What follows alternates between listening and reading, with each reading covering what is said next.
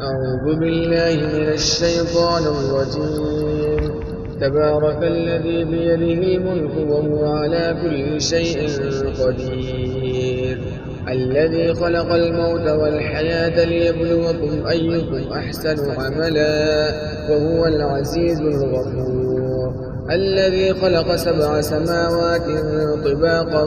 ما ترى في خلق الرحمن من تفاوت فارجع البصر هل ترى من فطور، ثم ارجع البصر كرتين ينقلب إليك البصر خاسئا وهو حسير، ولقد زينا السماء الدنيا بمصابيح وجعلناها رجوما للشياطين وأعتدنا لهم عذاب السعير،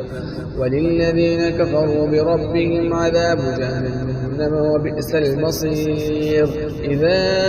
ألقوا منها سمعوا لها شهيقا وهي تفور تكاد تميز من الغيظ، كلما ألقي فيها فوج سألهم خزنتها ألم يأتكم نذير، قالوا بلى قد جاءنا نذير فكذبنا وقلنا ما نزل الله من شيء إن أنتم إلا في ضلال كبير، وقالوا لو كنا نسمع أو نعقل ما كنا في أصحاب السعير، فاعترفوا بذنبهم فسحقا لأصحاب السعير. إن الذين يخشون ربهم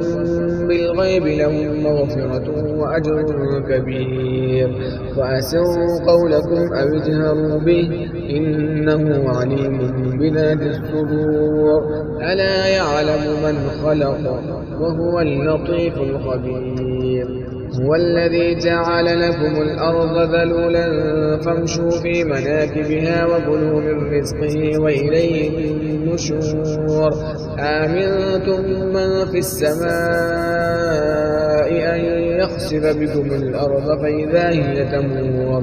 أم أمنتم من في السماء أن يرسل عليكم حاصبا فستعلمون كيف نذير،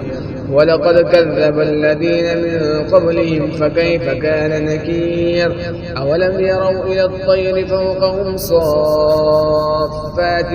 ويقبض ما يمسكهن إلا الرحمن إنه بكل شيء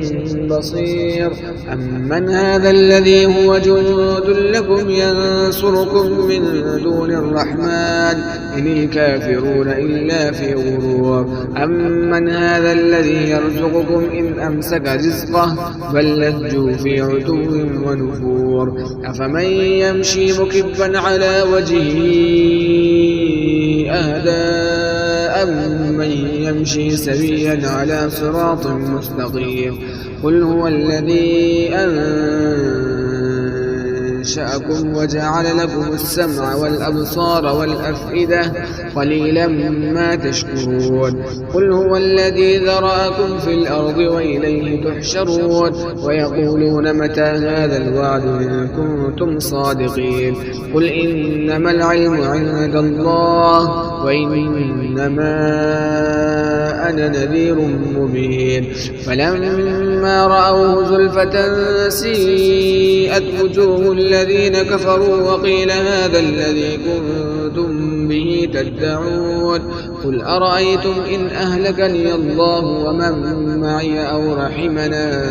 فمن يجير الكافرين من عذاب أليم، قل هو الرحمن آمنا به وعليه توكلنا فستعلمون من هو في ضلال مبين، قل أرأيتم إن أصبح ماؤكم غورا فمن يأتيكم بماء